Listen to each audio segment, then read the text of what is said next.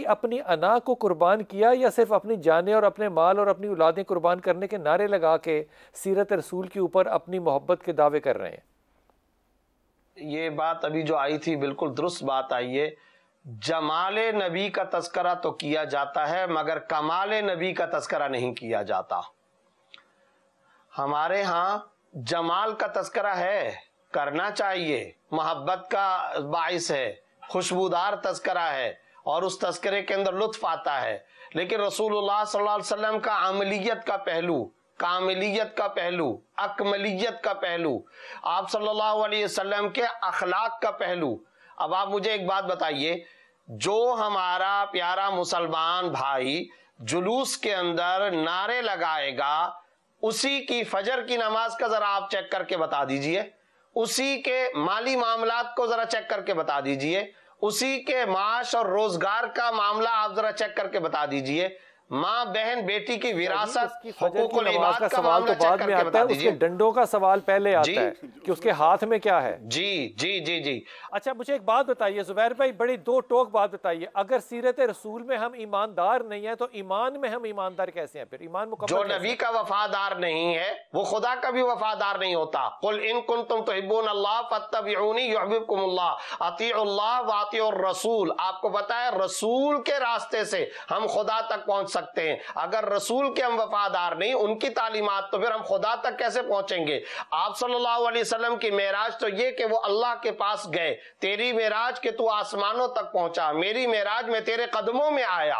हमारी मेराज तो नबी के कदमों में जाना है। बुखारी की 3 नंबर की हदीस है, उम्मुल मोमिनीन हजरत खदीजा नबी की अहलिया मुकर्रमा है, मेरी आपकी वालदा मोहतरमा है। वो नबी का तारुफ क्या करा रही है? अंत तसिलुर रहम, तक्सिबुल मादूम, तहमिलुल कल, तकरी ज़ईफ, तुईन वाला नवाइबिल हक। 10 बातों की शहादत दी है। आप रिश्ते नाते जोड़ते हैं, आप बेवगान की मदद करते हैं, आप फुकरा मसाकीन के मंबा, मलजा, मरकज, ठिकाना हैं, आप आने वाले डेलीगेशन का इकराम करते हैं, आप गरीबों की दस्तगीरी करते हैं, आप बेकसों की दस्तगीरी करते हैं, आप मजलूमों को जुल्म से निजात दिलाते हैं, आप बेरोजगारों को रोजगार पर रखते हैं। ये नबी का तारुफ, नबी की अहलिया करा रही है। मेरे और आप में ये अखलाक और किरदार किस हद तक आया, ये हमारे लिए सोचने का, गौर और फिक्र का मकाम है। एक छोटा सा वक्फा और वापस आते हैं जनाब अली, हमें कौन समझाएगा? बिस्मिल्लाह अली, बड़ी अच्छी बात की ज़ुबैर भाई ने, लेकिन मेरी बात का किसी ने अभी तक ये जवाब नहीं दिया कि हम ये सारा कुछ क्लेम करते हैं। अब मैं खंदक की बात अगर करूँ तो रेगिस्तान की जो शाम होती है वो बड़ी ठंडी होती है, रात बड़ी ठंडी होती है। ये रवायत मैंने खुद पढ़ी है। और इस पर जब आपने कहा कि खंदक में जाके अबू सुफियान की उधर जासूसी करके आओ, तो एक दफ़ा आवाज़ दी, कोई नहीं निकला, 2 दफ़ा आवाज़ दी, कोई नहीं निकला, तीसरी दफ़ा आवाज़ दी, कोई नहीं निकला। फिर हज़रत हुज़ैफ़ा यमानी को आवाज़ दे के बुलाकर कहा कि तुम जाओ। उन्होंने कहा कि ठंड इतनी थी कि मेरा दिल नहीं कर रहा था खेमे से निकलने को। फिर आपने अपनी चादर दी तो आपने कहा कि उसके साथ एक माहौल ही मेरा सारा कुदरत का बदल गया। वो मुजतन बात अलग है, लेकिन आज जो हम इतने इतने बड़े दावे करते हैं और फिर अमल के ऊपर बात आती है, तो जो ज़ुबैर भाई ने एक लिस्ट जताई सारी माशरती कामों की, वहाँ पे हम ज़ीरो हैं। तो यहाँ पे फतवा क्या लगना चाहिए? फतवा शतवा नहीं लगना चाहिए, तरीक़ेकार बदलना चाहिए। तरीक़ेकार ये बदलना चाहिए कि अगर हम डरते डरते 4-5 इस्लाही बात की और अखलाकियात की और हज़ूर की अमली सीरत की बात करते भी हैं, तो आखिर पे हम उनको कह देते हैं कि अगर ये सब कुछ नहीं भी होएगा तो अल्लाह दे रसूल की शफात और जन्नत लेके जाएगी। यानी हम इन तसव्वुरात के तहत, जो कि साबित शुदा अपनी जगह हकीकत रखते हैं, इन तसव्वुरात की रोशनी में अमल को जब हल्का करेंगे, और अमल के वो पहलू, कुरान कहता है कि नमाज 700 वारी नमाज पढ़ें। कुरान जी, मेरा आर्गूमेंट तो ये है कि हमने मोहब्बत को भी हल्का कर दिया। सर हमने सब, सुनिए ना, हमने इन सारी चीज़ों को, उस हर चीज़ देखिए, जुल्म यही होता है कि आप चीज़ को उठा के उसके अपने मकाम से दूसरे मकाम पे रख दें। ये सारा जुल्म हो रहा है, समझ आइए। और मुसलमान किसके साथ जुल्म हो रहा है?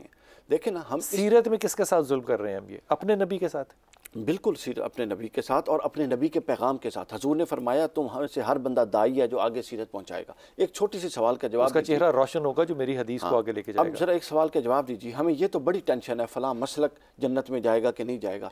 हमें ये किसी ने कभी सोचा है कि वो जो गैर मुस्लिम है, जिनके लिए हमारे नबी ने हमें दाई बना के भेजा है और हमारा अमल देख के उन्होंने इस्लाम कबूल करना था, क्या हम में से कोई बंदा सीरत का ऐसा पैकर है या कहीं पे ऐसा माहौल है कि उनमें से कोई देखे और वो कबूल कर ले? क्या क़यामत के दिन रसूलुल्लाह, इस्लाम देखो मुसलमान ना देखो, सुनिए, रसूलुल्लाह सल्लल्लाहु अलैहि वसल्लम क्या क़यामत के दिन अगर इस वजह से गिरेबान पकड़ लें कि तुम्हें देख के तो लोगों ने मेरी तरफ आना था, और तुम्हें देख के तो वो मुझसे बागी होते गए मेरे दीन से। ये अजीब सी बात नहीं लगती कि सीरत रसूल सल्लल्लाहु अलैहि वसल्लम जो ये सारी की सारी किरदार साजी है। आप मुझे एक वाक़या सुना रहे थे, ज़रा वाक़या दोबारा से सुना दीजिए, उसको ज़रा एक्सप्लेन कर दीजिए। आप बता रहे थे 5 चीज़ें निकाली, बाकी नहीं निकाली। हाँ, क्या खूबसूरत बात। आप ये देखिए, रसूल रहमत जो है ना, उनकी ज़िंदगी को अल्लाह ने उसवा कामिल करार दी है। और हम सबको ये बात समझनी चाहिए कि जो सारे रसूल रहमत सल्लल्लाहु अलैहि वसल्लम की पाकीज़ा दहलीज़ पर अपने दिलों को अपना कासा बनाकर हुजूर की बारगाह में पेश होने का दावा करते हैं और अपनी जान, माल, इज़्ज़त, आबरू सब कुछ हुजूर की कदमैन पर कुर्बान करने का ऐलान करते हैं। और यकीनन ये दावा किसी हद तक पूरे इज़हारे कल्ब के साथ है। जी हाँ, हम ये समझते हैं, लेकिन मैं ये समझता हूँ कि जिन दिलों में ये दावा उनकी ज़ुबान पर मौजूद है, उन्हें ये बात भी समझाई जानी चाहिए कि ये दावा उस वक्त तक महज खोखला दावा रहता है जब तक आपके अमल से उस रसूल की ज़िंदगी की खुशबू आना ना शुरू। क्या बात है। रसूल, मैं रोज़ाना की बुनियाद पर अपने सामीन से ये बात कहा करता हूँ कि हम रसूल रहमत की ज़िंदगी आपके सामने बयान करते हैं। उनमें से कई वाक़यात ऐसे हैं जो आपने सैकड़ों मरतबा सुन रखे होते हैं।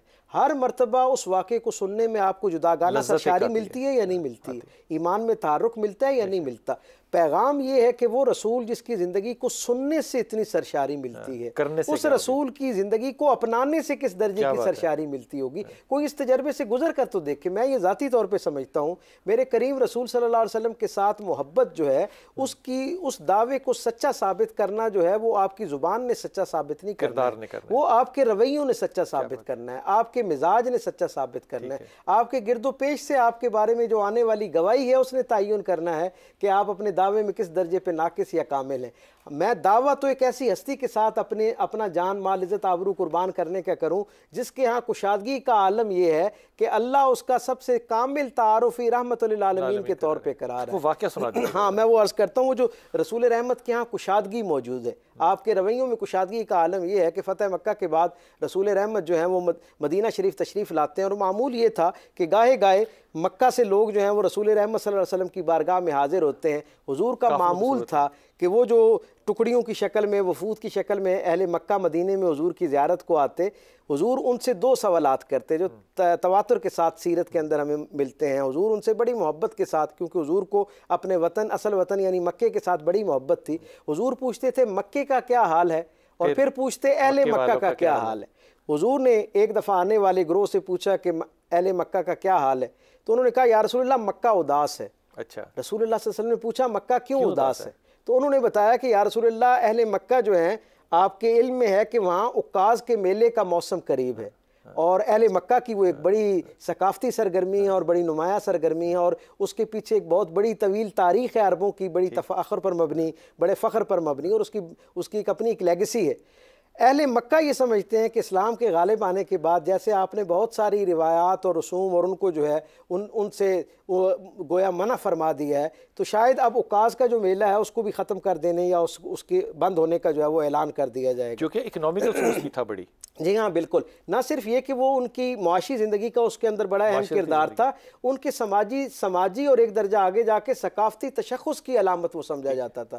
और उकास के ऊपर मिस्र की यूनिवर्सिटी के एक प्रोफेसर ने PhD की, और उनकी किताब में मैंने ये पढ़ा, उन्होंने ये लिखा कि यहाँ पर अमूमी तौर पर समझा जाता है कि उकास के मेले में सिर्फ अहले अरब शामिल होते थे, हालांकि इसके अंदर उस ज़माने की जो दोनों बड़ी सुपर पावर्स थी, यानी रोम से भी और पर्शिया अम्पायर से भी लोग आते थे, और ये जो बाज़नीती रियासतें हैं वहाँ से उज़्बेकिस्तान, तुर्कमानिस्तान, ताजिकिस्तान, यहाँ से भी वफूद जाते, और हिंद से भी बाकायदा वफूद जाया करते थे। गोया वो एक बैनुल अक़वामी मेले की शक्ल इख्तियार कर चुका था, और वहाँ की एक नुमाया सकाफ़ती सरगर्मी थी। मेरे रसूल ने जब ये सुना ना कि अहले मक्का परेशान है, फ़िक्रमंद है कि शायद उकास बंद हो जाएगा, ये इस पूरे वाक़े के अंदर पैगाम हम सब के लिए जो रसूल रहमत के साथ अपनी जुड़त का ऐलान करते हैं, हुजूर के साथ अपने एलानिया ग़ुलामी के इंसलाक का ऐलान करते हैं, उन सब के लिए इसमें पैगाम है। मेरे रसूल के 53 बरस मक्के में गुजरे हैं, लेकिन सामीन में एक बड़ी तादाद अहले मदीना की है जो मक्के की उस रिवायत से बखूबी वाकिफ़ नहीं है। तो हुजूर मक्के से आने वाले वफ्द को मुखातिब करके कहते हैं उकाज़ में क्या होता था, तो उन्होंने गिन के बताया कि ये 22 बुनियादी सरगर्मियाँ हैं जिनका नाम उकाज़ है।